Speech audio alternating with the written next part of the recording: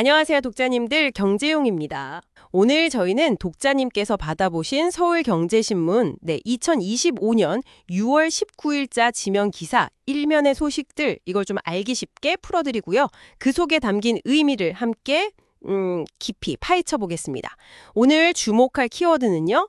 먼저 한일 경제협력 재개 가능성, 그리고 그린벨트 해제 지역의 주택 공급 확대 소식, 또 위기에 몰렸던 홈플러스의 회생 움직임, 마지막으로 무섭게 성장하는 중국 반도체 산업입니다. 그럼 바로 첫 소식부터 시작해 볼까요? 기자님, 한일 수교 60주년을 앞두고 양국 경제협력에 다시 좀 불이 붙는 그런 분위기라면서요. 무려 21년 만의 움직임이라고요? 네, 맞습니다. 양국 간 자유무역 협정, 그러니까 FTA 논의를 재개하려는 움직임이 그 수면 아래에서 감지되고 있습니다.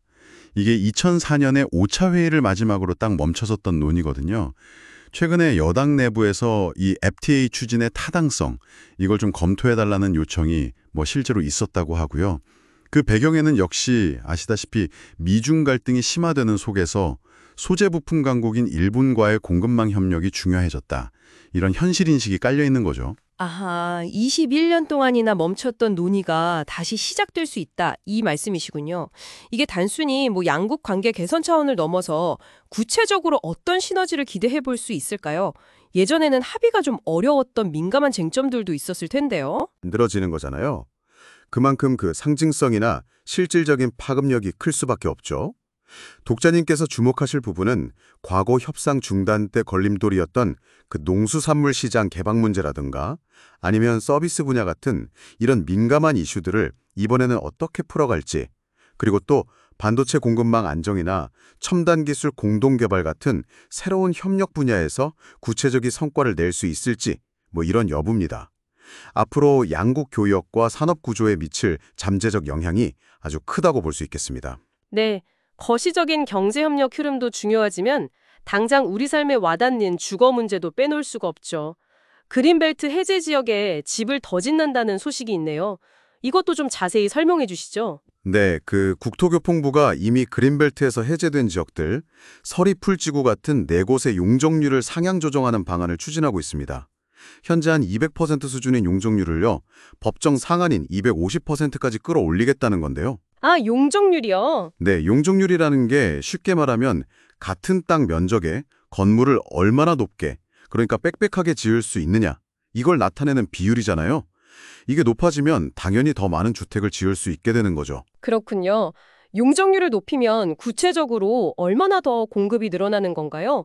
또 이런 계획이 실제 입주까지 이어지려면 시간이 꽤 걸릴 텐데 시장에 미치는 영향은 어떻게 보세요? 이번 조치로 당초 계획했던 한 5만 가구에 더해서 약 1만 가구를 추가로 지을 수 있게 됩니다. 그러니까 총 6만 가구 이상이 되는 셈이죠. 와, 1만 가구나 더요. 네, 물론 당장 내년에 입주할 수 있는 그런 물량은 아닙니다. 이게 좀 장기 계획인데요. 2026년 상반기까지 지구 지정을 완료하고 2029년에 첫 분양을 시작해서 2031년에 첫 입주를 목표로 하는 그런 계획입니다.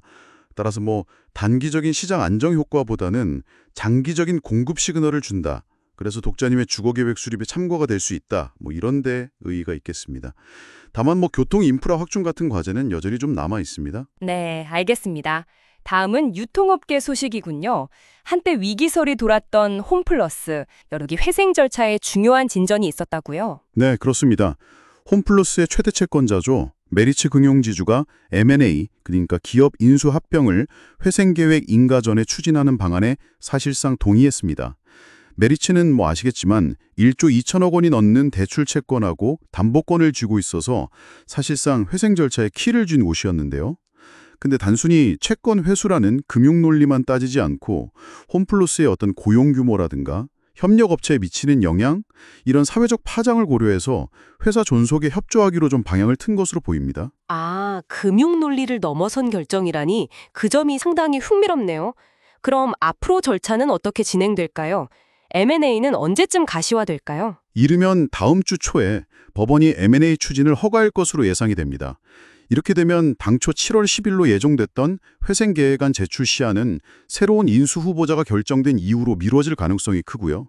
결국 누가 새로운 주인이 되느냐에 따라서 홈플러스의 미래 모습도 크게 달라질 수 있겠죠. 지켜봐야 할 부분입니다. 네, 그렇군요. 마지막으로 글로벌 기술 경쟁 이야기네요. 미국의 강력한 견제에도 불구하고 중국 반도체 산업의 성장이 이게 심상치 않다고요. 네, 맞아요. 특히 메모리 반도체 분야에서 중국의 글로벌 시장 점유율이 조만간 10%를 넘어설 것이다. 이런 전망이 나왔습니다. 작년 2분기에 이 점유율이 한 5.4% 정도였거든요.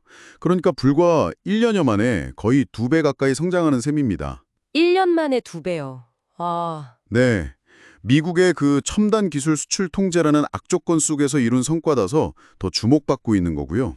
아니, 제재에도 불구하고 어떻게 이런 성장이 가능한 걸까요? 좀 의아한데요? 크게 두 가지 요인을 꼽을 수 있습니다. 첫째는 역시 중국 정부의 전폭적인 지원입니다. 반도체 굴기라고 해서 국가적인 목표로 삼고 막대한 자금을 쏟아붓고 있잖아요. 둘째는 탄탄한 내수 시장입니다. 자국에서 생산된 반도체를 소화할 수 있는 거대한 시장이 있기 때문에 미국의 제재 효과가 일정 부분 상쇄되는 그런 측면이 있는 거죠. 이는 독자님께서 관심을 가지실 만한 글로벌 기술 패권 경쟁 구도의 중요한 변화를 예고하는 신호탄이라고 할 수 있겠습니다. 오늘 정말 다양한 소식들 깊이 있게 다뤄봤는데요. 기자님께서 보시기에 독자님들이 특히 주목해야 할 가장 큰 흐름, 뭐라고 정의할 수 있을까요? 역시 두 가지를 꼽고 싶습니다. 첫째는 한일 수교 60주년을 계기로 다시 좀 불붙을 가능성이 있는 양국 경제협력의 새로운 국면이고요. 둘째는 미국의 견제 속에서도 예상보다 빠르게 점유율을 높여가는 중국 반도체 산업의 부상, 이겁니다. 이 두 가지 거대한 흐름이 앞으로 우리 경제와 산업 전반에 미칠 영향은 상당히 클 것으로 보입니다. 네, 명쾌한 정리 감사합니다. 오늘 저희가 준비한 내용은 여기까지입니다. 독자님의 시야를 넓히는데 조금이나마 도움이 되었기를 바랍니다. 네, 오늘 살펴본 것처럼 지정학적인 역학관계 변화가 경제 협력의 틀을 바꾸고 또 기술 경쟁의 양상을 새롭게 만들고 있습니다.